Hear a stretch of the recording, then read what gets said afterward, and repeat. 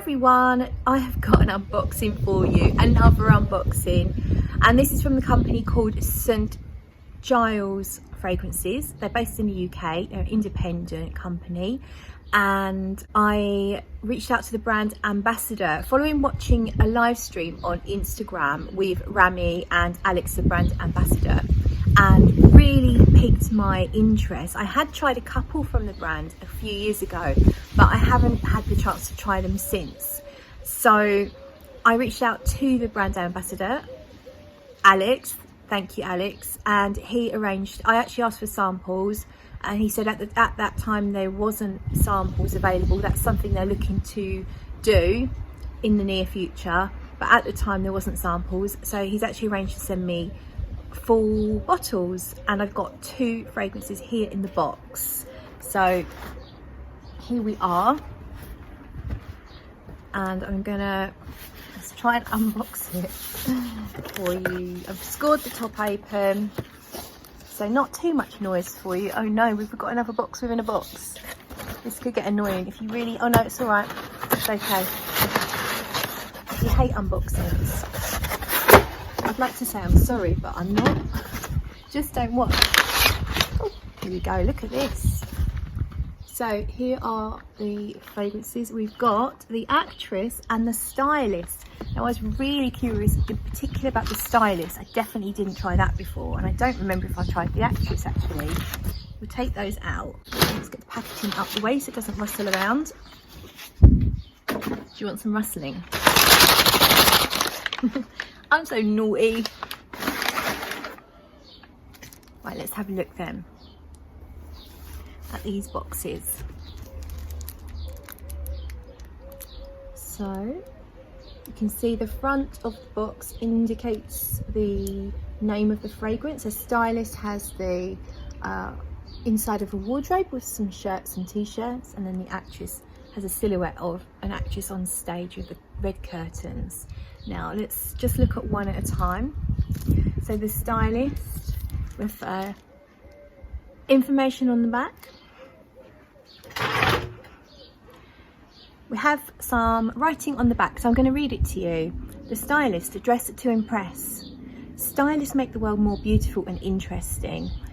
The sartorially savvy use of clothes to communicate, be it a timeless message expressed with impeccably teamed jeans and white shirt, or an altogether more flamboyant statement. This fragrance stands out not because it is loud, but because it's beautifully put together with just a hint of eccentricity.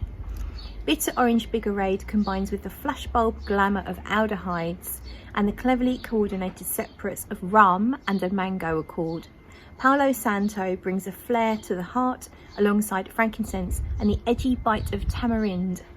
An elegant base is conjured from 2 cedars from Morocco and Virginia, a smooth tobacco absolute, oak moss, musk, and a trim of vanilla cream. So this sounds really interesting. It sounds like it stems the boundaries of masculine and feminine, because you've got some sweet notes in there, but you've also got some what would typically be considered as more masculine notes.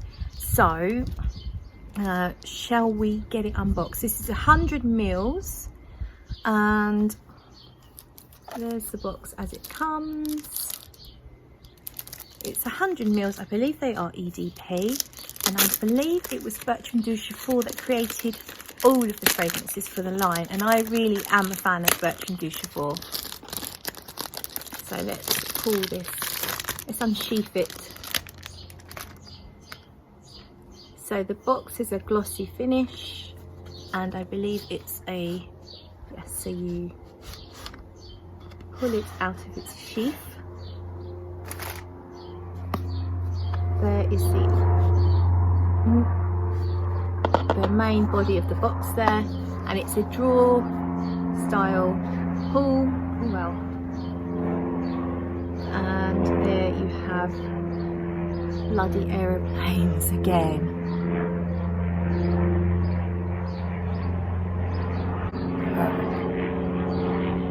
There it goes.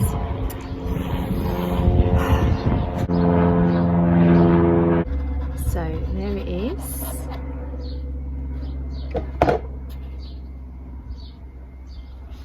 So inside the box is a sort of a velvet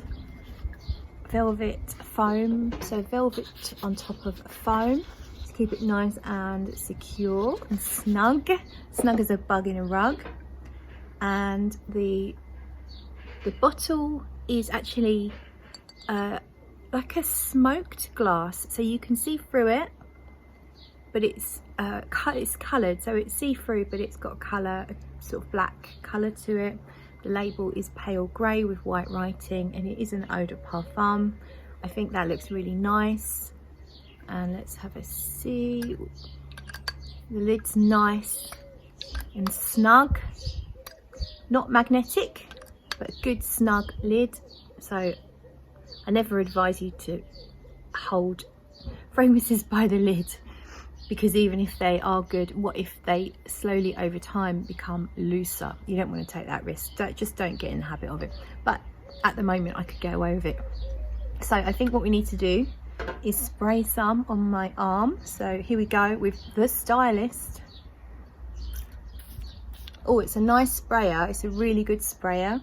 It's soft and you can control it. You could hold it down for longer to get a longer spray, and it's a fine mist, so I really like that.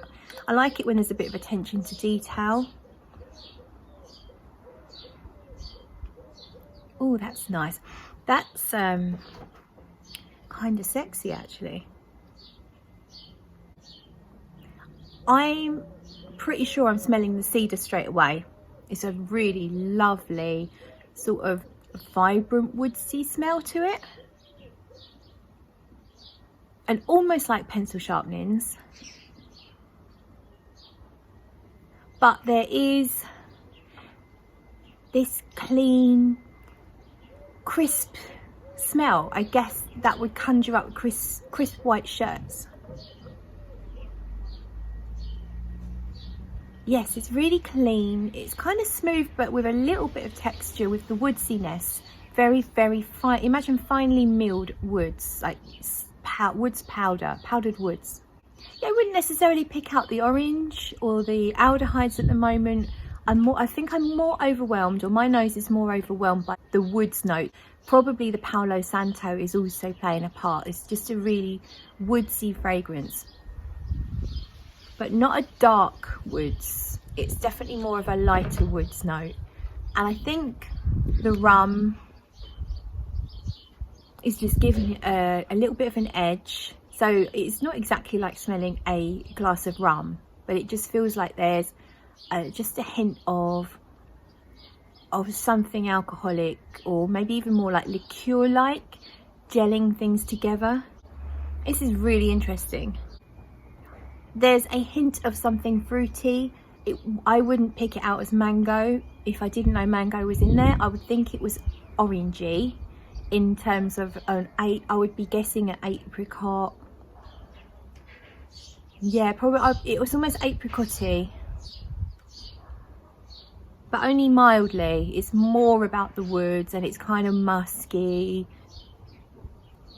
clean. Maybe the aldehydes are giving it that clean feeling that they can do. It's not a fizzy aldehyde like Chanel No. 5, nothing like that at all. And of course there's no obvious florals. I don't think there's any florals in here actually. There's no listed florals in the fragrance, and I can't smell anything floral. It's more clean, musky, woodsy, with just a hint of an apricot-y fruitiness and a teeny touch of booziness, but I'm sure that will change and we'll start to see what else happens in the fragrance. So we're going to move on to the other one, and that is the Actress. And on the back it says modern glamour for centre stage, a celebration of feminine glamour. This fragrance throws a spotlight on the wearer and is designed to make an entrance, just like that aeroplane.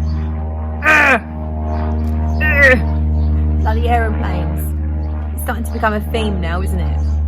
Elegant and refined, she is no diva, but rather the protagonist in a far more nuanced performance.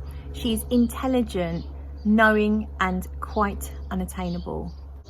The narcotic scent of this giant oriental lily takes the leading role, combining with top notes of Calabrian, lemon, bitter orange, bergamot, basil, lentisque, pistachier, I'm not sure what that is, tomato leaf. The supporting cast includes Egyptian jasmine, orchid, honeysuckle and pear. There's a pear note, and a base of sandalwood, patchouli and musk brushed with vanilla custard. Oh yes, I like the sound of this one. So the star of the show is going to be this lily. I don't always love lily in fragrance. I'm pretty sure I enjoy all the other notes listed. Patchouli can be hit and miss, but if it's just a base note, then usually it's fine. I don't know what the lentisque pistachier is. I'll have to do some research there. Okay, shall I use a knife? That'd be nice, wouldn't it? There we go. Oh, that felt good. So let's get the lady out of her outer clothing. Here we go.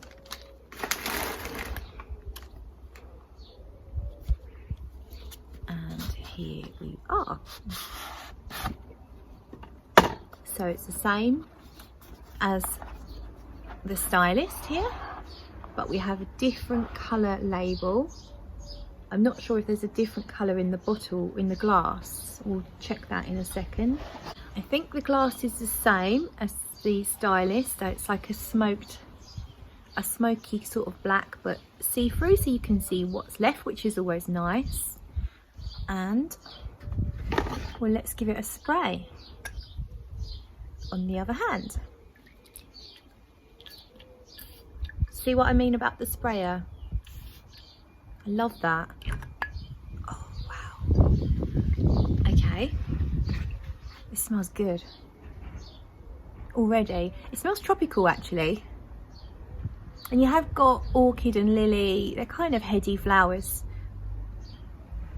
And I think that tomato leaf is giving it a little bit of a green, slightly green feel. Yeah, it's now making me think, rather than a tropical, it's more like an English garden. One that's absolutely covered in flowers. So there's flowers everywhere. It's almost like a jungle of flowers. It's really pretty. The lily is definitely noticeable. It's quite strong. It's actually reminding me of Anais, not the whole fragrance, but the lily. Anais is a lily-centric fragrance. It's a classic lily-centric fragrance, and it is reminding me of the lily from Anais, which I know you don't pronounce it like that, but I always have, and I can't get out the habit. Yeah, but there's definitely some different little nuances in there, so it's not just straight up floral.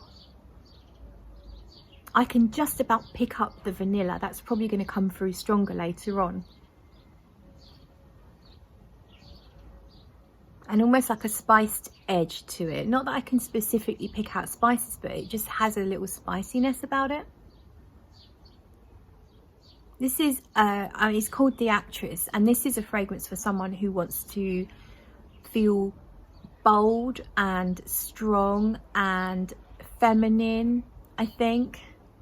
That's not to say it should be worn by masculine or feminine. It's just that it evokes that feeling of getting some attention in a good way. It's a party fragrance. I wouldn't wear this on a sweltering summer's day. Maybe I would, who knows? But it speaks to me of dressing up really nicely, and one of the rare occasions I actually put heels on, I would probably want to wear this. It does still feel a bit tropical actually. Bloody aeroplanes!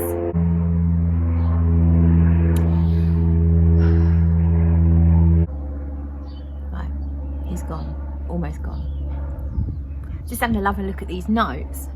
Honeysuckle, I can definitely get a honeyed floral that's kind of, yeah, I can get the honeysuckle. So floral notes wise, I'm getting mostly lily and honeysuckle at the moment. And there's pear in here. I'm not really picking up on that. It's creamy, exotic, bold. This is the sort of fragrance that would leave this intoxicating trail and people would be wanting to know who's wearing that fragrance. I don't necessarily pick up on the citrus notes. Again, the lemon, bitter orange or bergamot aren't jumping out at me. So they're rather blended in with the florals. Sometimes you get citrus top notes and then the different heart notes, and you actually smell specifically just the citruses, and then it evolves in towards the florals or whatever in the heart. But this feels like the citruses are just blended in with the floral notes to give you just a fresher feel rather than specifically noticing any of the citrus, if that makes any sense. I can't wait to find out how these develop. So I'm going to leave it there. It is just an unboxing, and I am going to come back with individual reviews for both of these perfumes. I'm really, really impressed. The Actress is sexy, bold, voluptuous, and oh, the Stylist has really changed. Oh wow, it's got almost like a concrete note, which sounds crazy, but I love the smell of, you know, raw concrete dust. I find that addictive, that smell, and it's a little bit like petrichor, I guess. Petrichor is like the smell of the rain on the pavement or on earth, but I love the smell of rain on pavement specifically if it's hot pavement, and I feel like I'm getting a little bit of that with this. It's also deepening up. It's giving me a darker woodsy, almost like imagine like an ebony woods, and perhaps a touch of the, I think there was patchouli in this one. Feels like it's almost teetering towards leathery, but not exactly leathery. It's pretty sexy. I think it is getting a little bit leathery, but it has a freshness at the same time. Really good. So far, I'm really impressed. So that is the Stylist and the Actress from St. Giles Fragrances. Hope you enjoyed, and I will see you in another video.